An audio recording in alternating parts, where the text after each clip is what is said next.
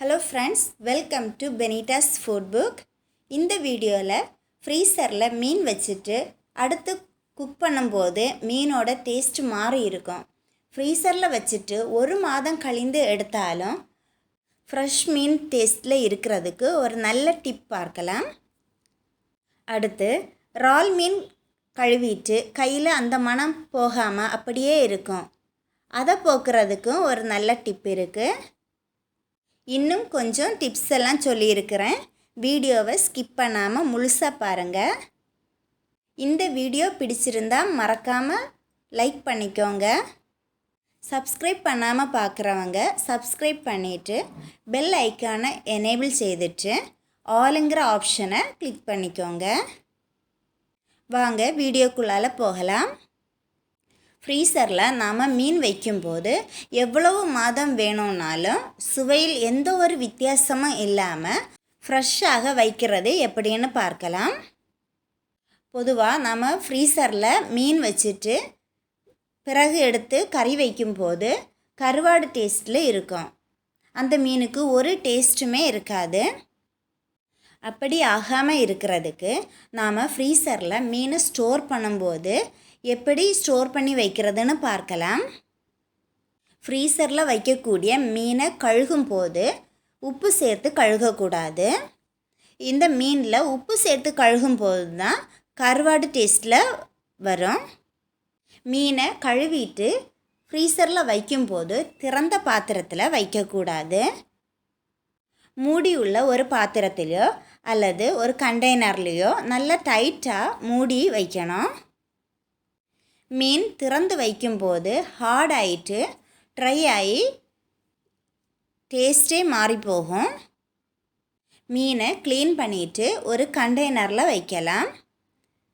கண்டெய்னரில் மீனை வச்சுட்டு தண்ணி விட்டு கொடுக்கலாம். மீன் முழுவதும் தண்ணியில் மூழ்கி இருக்கணும். இந்த மாதிரி ஃபுல்லாக தண்ணி விட்டு கொடுக்கணும். இதை நல்லா டைட்டாக மூடி வைக்கணும். இந்த ஒரு மெத்தடில் ஃப்ரீசரில் மீனை ஸ்டோர் பண்ணி வைத்தா மாதக்கணக்கில் கேடாகாமல் சுவையில் எந்த ஒரு மாற்றமும் வராமல் ஃப்ரெஷ்ஷாக இருக்கும். ஃப்ரீசர்லேருந்து எடுத்ததுக்கப்புறம் இந்த மாதிரி தான் இருக்கும். இதில் இருக்கக்கூடிய ஐஸ் எல்லாம் உருவி போனதுக்கப்புறம் குக் பண்ணியாச்சுன்னா ஃப்ரெஷ் மீன் டேஸ்ட்லேயே இருக்கும். எந்த மீனாக இருந்தாலும் இந்த மெத்தடில் ஸ்டோர் பண்ணி வச்சாச்சுன்னா கெடாமல் நீண்ட நாளைக்கு வரும். இந்த மெத்தடை ட்ரை பண்ணி பார்த்துட்டு எப்படி இருந்ததுன்னு கமெண்ட்ஸில் சொல்லுங்கள். அடுத்த டிப் என்னன்னு பார்க்கலாம். இறால் மீன் எல்லாருக்குமே பிடிக்கும். இறால் மீன் ஃப்ரை செய்து கொடுத்தா குழந்தைங்க நல்லா விரும்பி சாப்பிடுவாங்க. ஆனால் இந்த மீன் சாப்பிடும்போது சிலருக்கு வயிறு வலி வரும். அது ஏற்படுவதற்கு ஒரு முக்கிய காரணம் என்னன்னா, இறால் மீனில் கருப்பு கலரில் நூல் போல் இருக்கக்கூடிய சாதனத்தை எடுக்காமல் குக் பண்ணுறதுனால தான் இந்த வயிறு வலி ஏற்படுது. பொதுவாக எல்லாருமே இறால் மீன் க்ளீன் செய்யும்போது இதை இழுத்து எடுத்துட்டு க்ளீன் செய்வாங்க. சில நேரங்களில் இது ஃபுல்லும் வெளியே வராமல் கொஞ்சம் மீனுக்குள்ளாலேயே இருக்கும். இதை க்ளீன் செய்கிறதுக்கு ஒரு ஈஸி மெத்தட் என்னன்னு பார்க்கலாம். கத்தி வச்சு இப்படி லைன் போல் போடலாம். லைன் போல் கீறி கொடுக்கும்போது பிளாக் கலரில் நூல் போல் இருக்கக்கூடியது முழுசாக ஈஸியாகிட்டு எடுக்க முடியும். கத்தி வச்சு லைன் போல் கீறி கொடுக்கும்போது இதை எடுக்கிறதுக்கும் ஈஸியாக இருக்கும். மசாலா போட்டு வைக்கும்போது அதுக்கு உள்ளால் மசாலா பிடிக்கிறதுக்கும் ஈஸியாக இருக்கும். கறி வைக்கும்போது கறியிலுள்ள மசாலா மீனில் பிடிக்கிறதுக்கும் ஈஸியாக இருக்கும்.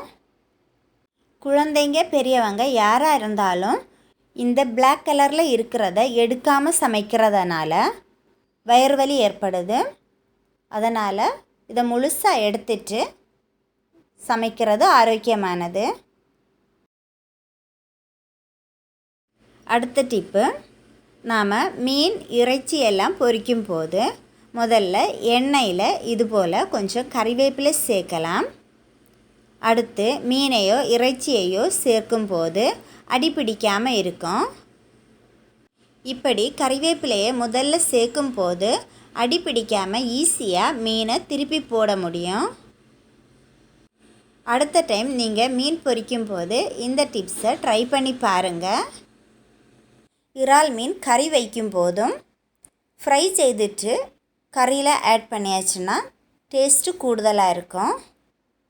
எண்ணெய் சூடானதுக்கப்புறம் கடுகு, கறிவேப்பிலை, இஞ்சி, பூண்டு சேர்த்து நல்லா வதக்கலாம்.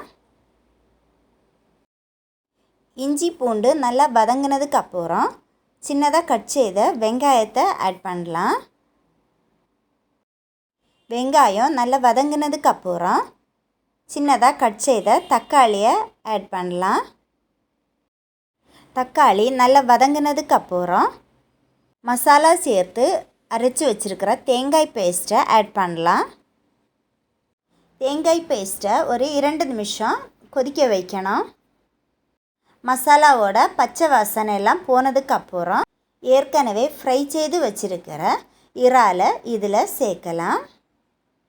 இறாலை சேர்த்ததுக்கப்புறம் குழம்புக்கு தேவையான அளவு தண்ணி ஆட் பண்ணலாம். இதில் தேவையான அளவு உப்பு சேர்த்துக்கோங்க. இதை ஏற்கனவே ஃப்ரை செய்து வச்சுருக்கிறதுனால அதிக நேரம் குக் பண்ணக்கூடாது. இது கொதித்த உடனே ரெடி ஆகிரும். நல்ல டேஸ்டான இறால் மீன் குழம்பு ரெடி ஆயிடுச்சு. அடுத்த டிப் என்னான்னு பார்க்கலாம். நாம் மீன் கழுவுனதுக்கப்புறம் கையில் அந்த மணம் அப்படியே இருக்கும். மீனோட மணம் போகிறதுக்கு கொஞ்சம் டீ பவுடர் இல்லைன்னா காஃபி பவுடர் எடுத்து கையில் நல்லா தேய்ச்சிக்கோங்க. இந்த மாதிரி எங்கும் நல்லா தேய்ச்சிட்டு கழுவிட்டு அதுக்கப்புறம் சோப்பு போட்டு கழுவுனா அந்த மணமே இருக்காது. இந்த மெத்தடை ட்ரை பண்ணி பாருங்கள். இன்னொரு மெத்தடு கூட இருக்குது. முதல்ல கொஞ்சம் தேங்காய் எண்ணெயை தேய்க்கணும். அடுத்து சோப்பு போட்டு கழுவுனா மீனோட மணம் போயிடும். நெக்ஸ்ட் டைம் மீன் கழுகும்போது இந்த மெத்தடை ட்ரை பண்ணி பாருங்கள். அடுத்த டிப் என்னான்னு பார்க்கலாம். நாம் வீட்டில் சாலை மீன் பொரிக்கும் போது அந்த மீனோட மணம் வீடு ஃபுல்லாக இருக்கும்.